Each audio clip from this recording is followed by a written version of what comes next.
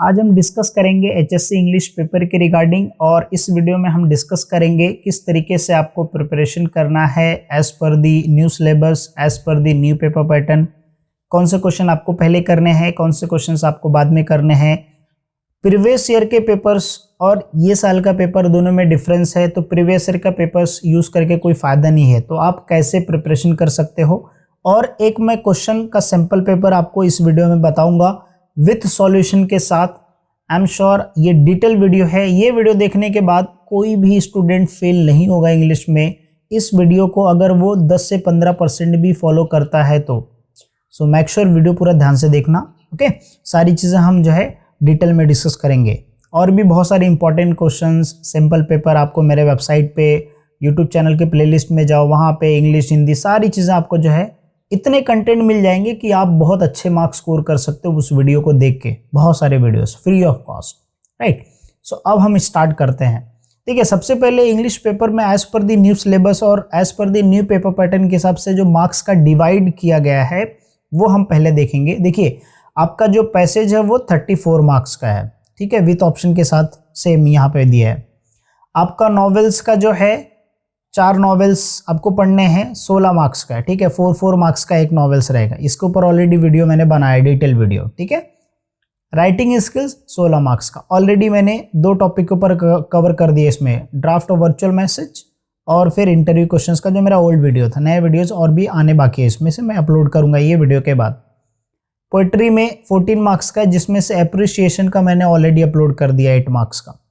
Okay, तो आप ये सारे, आई थिंक एप्रिसिएशन जो है 4 मार्क्स का रहता है।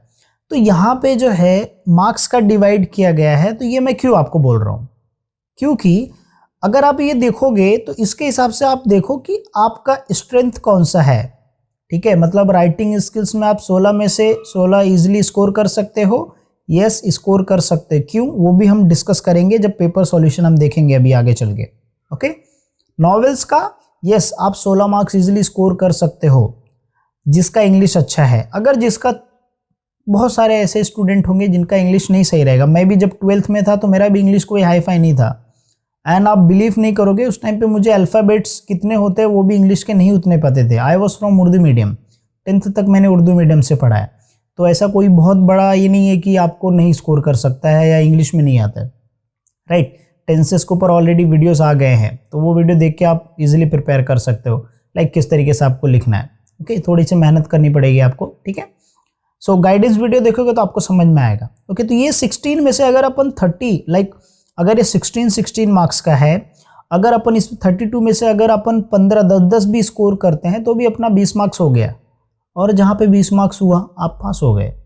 और जब ये इतना लिखोगे तो क्या आप पैसेज ऐसे छोड़ के आओगे? नहीं, पैसेज भी आप कुछ ना कुछ लिखोगे।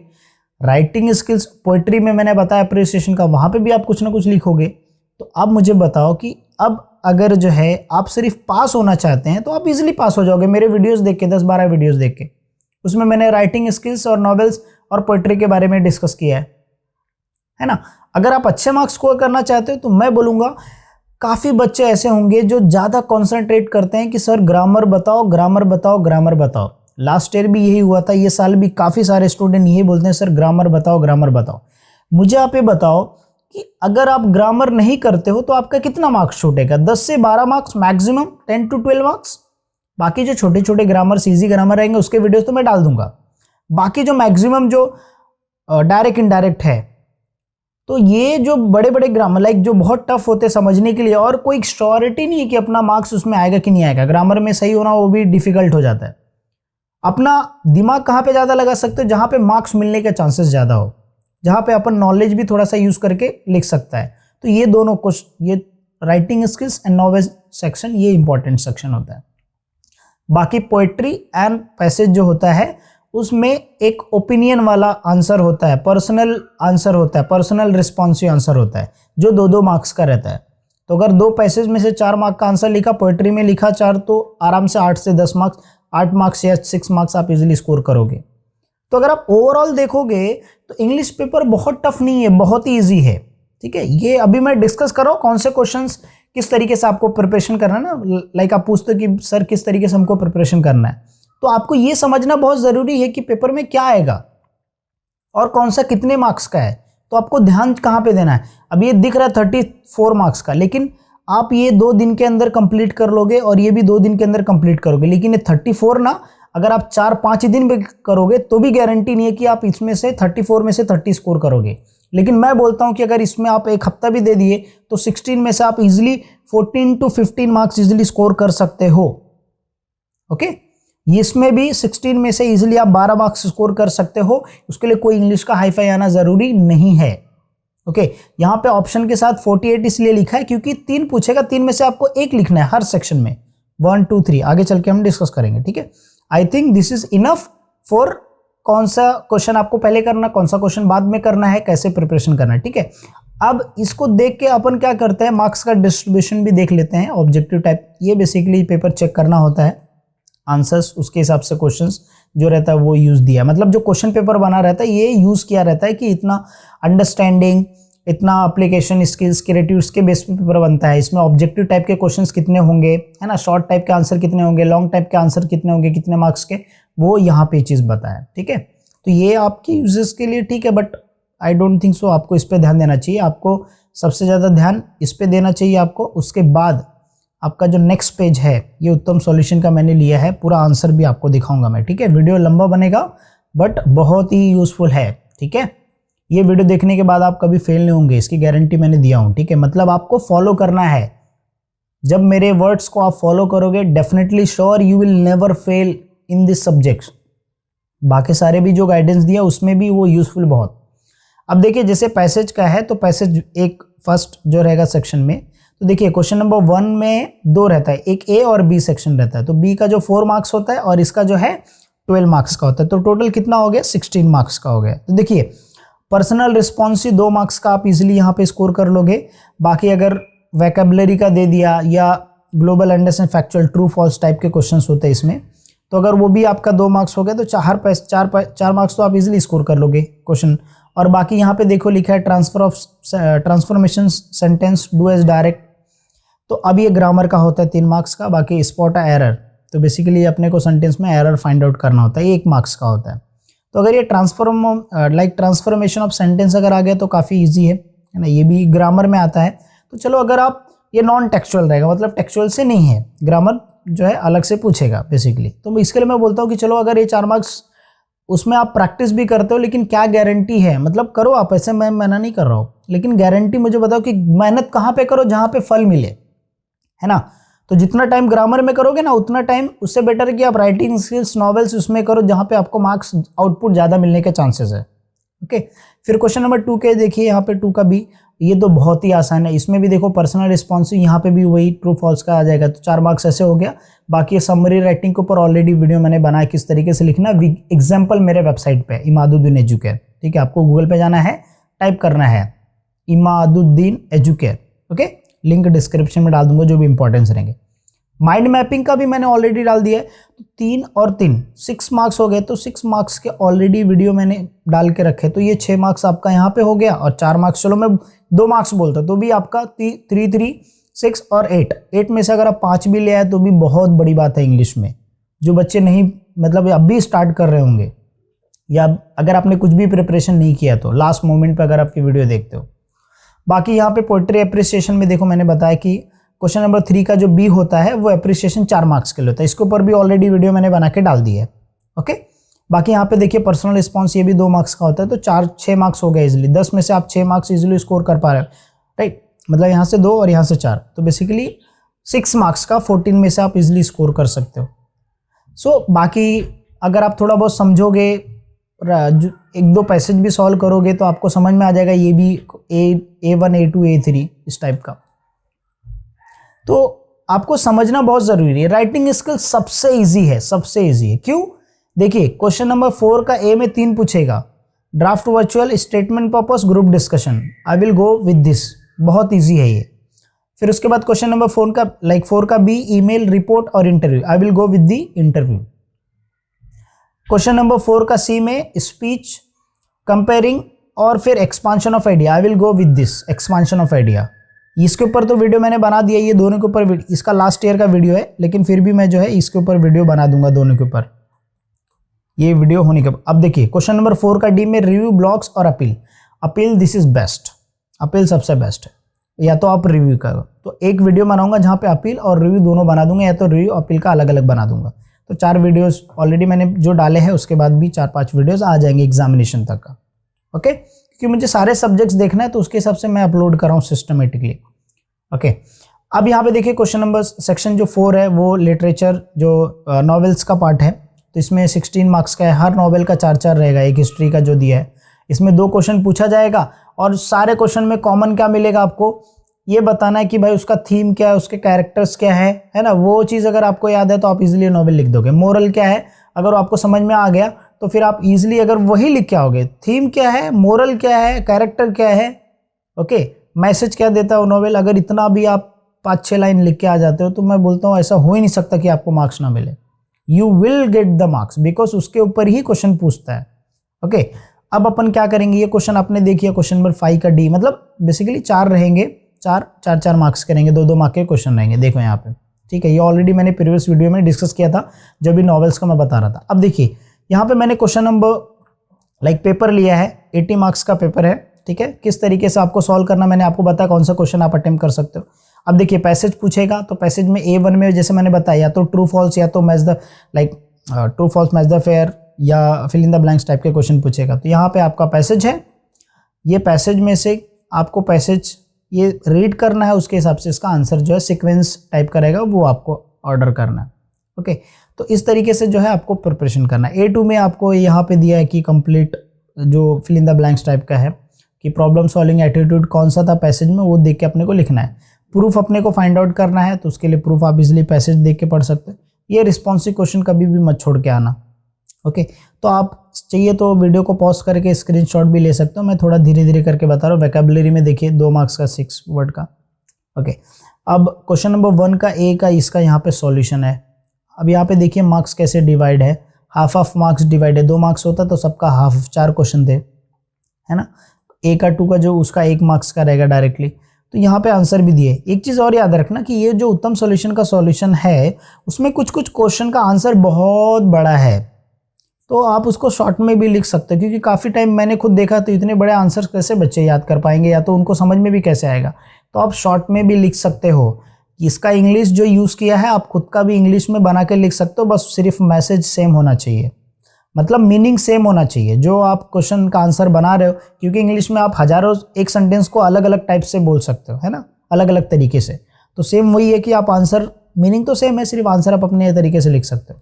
अब देखो ये ग्रामर वाला जो पार्ट है ना, 4 मार्क्स का, 3 में से जो है ये 3 मार्क का जो है, यहाँ पे पूछा question do as a direct and I feel this is like. यहाँ पे देखो आर्टिकल का पूछा है, तो आर्टिकल बहुत ईजी है, उसके ऊपर वीडियो मिल जाएगा, जल्दी मैं अपलोड कर दूंगा आर्टिकल्स के ऊपर और प्रीपोजिशंस के ऊपर, ठीक है। ये स्पॉट एरर 1 मार्क्स का है यहाँ पे, तो इसका यहाँ पे आंसर दिया है।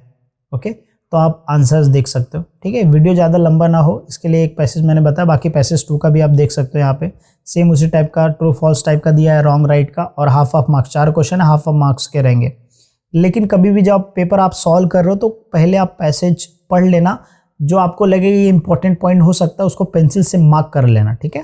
पेपर में वैसे अलाउड नहीं होता है कभी कभी, लेकिन आप टीचर को पूछ सकते हो, या तो आप डायरेक्टली जो है पेंसिल से मार्क कीजिए, बाद में रबड़ से रफ कर दीजिए, पेन से नहीं कीजिएगा, पेंसिल से। तो इतना तो है, एक्सेप्टेबल है, ठीक है। तो जो मेन पॉइंट रहेगा, ताकि आप जब क्वेश्चन सॉल्व करोगे तो उससे आप वो पॉइंट पे डायरेक्टली क्लिक करेगा आपका माइंड, है ना। तो ये क्वेश्चन है लैंग्वेज वोकैबुलरी सेम, यहाँ पे क्वेश्चन दिया है। वोकैबुलरी बेसिकली मीनिंग जो होता है आपको फाइंड आउट करना है उस पैसेज से वो रिलेटेड। अब ये मिटिगेशन क्या होता है, mitigation basically minimization of loss, तो उससे कौन से रिलेटेड वर्ड है वो आपको समझना पड़ेगा, राइट। तो ये इंग्लिश काफ़ी ज़्यादा है। अब स्टेक होल्डर्स क्या होते हैं, ओनर्स जो होते हैं आपकी कंपनी के, वो बेसिकली हम बोल सकते हैं स्टेक होल्डर, बेसिकली वो बोलते हैं। तो उससे रिलेटेड कौन सा क्वेश्चन दिया वो आपको ढूंढना है ना। अब जैसे यहाँ पे आंसर दिया है, देखिए mitigation relief make a less several और पेनफुल, बताया ना, मिनिमाइजेशन ऑफ लॉस से रिलेटेड है ऐसा।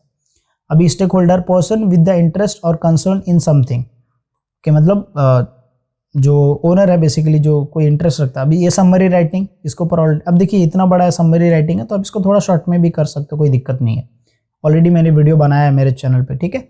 माइंड मैपिंग का भी ऑलरेडी मैंने बनाया है, किस तरीके से माइंड मैपिंग करते हैं, तो आप वीडियो जाके देख लीजिएगा, वहाँ पे ज़्यादा आपको समझ में आ जाएगा। ओके, बाकी अप्रिसिएशन का भी मैंने बनाया है। ओके, दिस इज अब देखिए ये क्वेश्चन है पोएम का। इसका पीडीएफ मैं क्या करता हूँ डिस्क्रिप्शन में डाल दूंगा, एक पीडीएफ तो दे ही देता है और फ्री में आप देख लीजिए, सॉल्व कर लीजिए, आपको एटलीस्ट आइडिया मिल जाएगा। ये देखिए अप्रिसिएशन का है, यहाँ पे क्वेश्चन पूछा है okay, have you earn your tomorrow. तो ये पोएम का कभी भी जब अप्रिसिएशन करते हो तो थीम क्या है, टाइटल का मतलब वर्ड जो है टाइटल, इसका मीनिंग क्या है, ये मोरल क्या देना चाहता है, वो आप अगर ये 3 चीज़ पे फोकस करोगे और इसका जो लैंग्वेज है वो हमेशा लिखो, it is very simple easy to understand the language. बस ये बस अभी ये 4 लाइन लिख के मैंने ऑलरेडी समझा है अप्रिसिएशन का, तो आप देख लोगे समझ में आ जाएगा।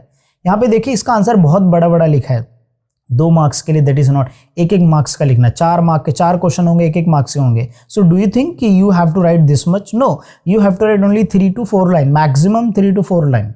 ओके, एंड ये फिर आप बोलोगे ये क्यों इतना सारा दिया है, ये पूरा मैसेज को डिफाइन किया है बेसिकली, तो आप इतना बड़ा लिखने से बेटर शॉर्ट में भी लिख सकते हो, कोई दिक्कत वाली बात नहीं है, ठीक है।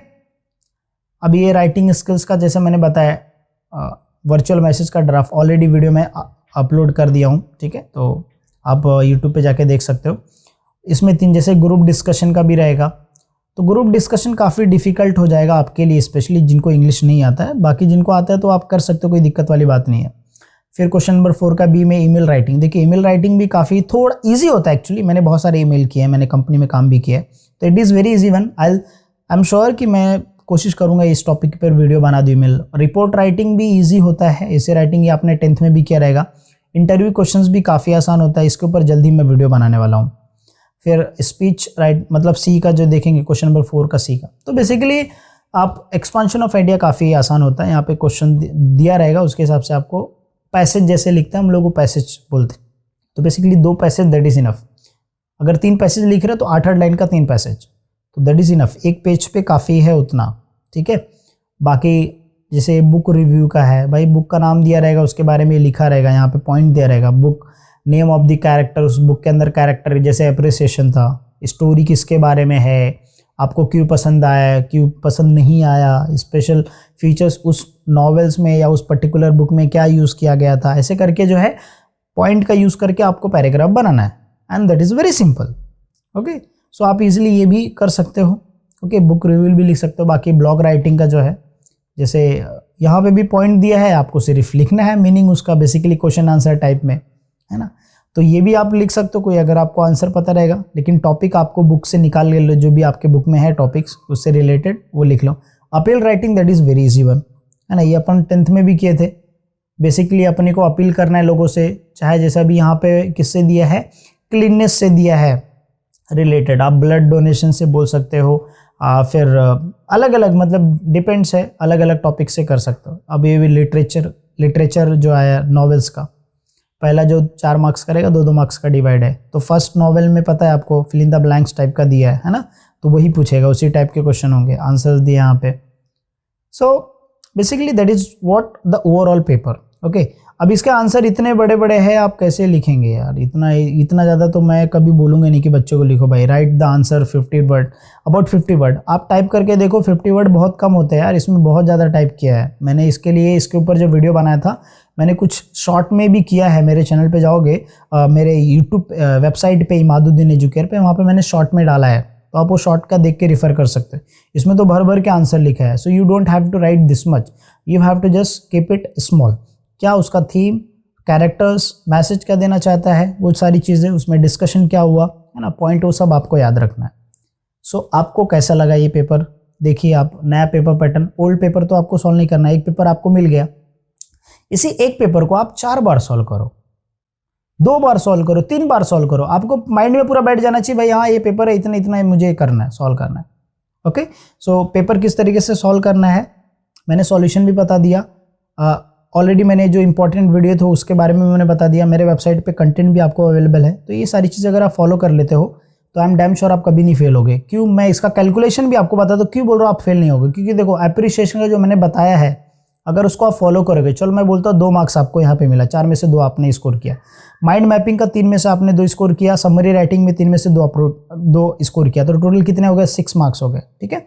बाकी पर्सनल रिस्पॉन्स का 2 मार्क्स, ये पर्सनल रिस्पॉन्स का 2 मार्क्स, तो 4 मार्क्स हो गया, ठीक है। चलो मैं बोलता हूँ कि पर्सनल रिस्पॉन्स में आपको 1-1 2 मार्क्स, 1-1 मार्क्स मिला, तो 2 भी 2 कितना हो जाएगा, टोटल 8 मार्क्स हो गया, ठीक है।